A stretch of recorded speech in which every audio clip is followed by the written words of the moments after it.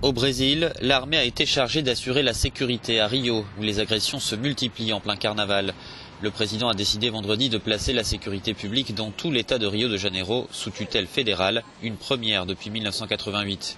Une véritable intervention qui va bien au-delà du simple envoi des troupes, comme cela arrive régulièrement. Quand les choses se passent mal ici, la tendance est que cela se propage aux autres États et nous voulons éviter cela. À Rio, avec des mesures fermes, nous voulons protéger les plus vulnérables.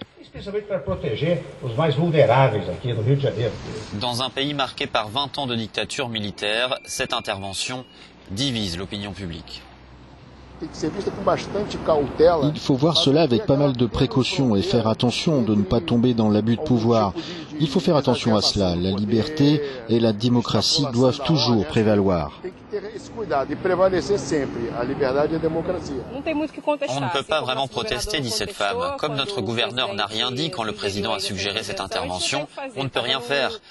Nous avons atteint un stade de violence insupportable.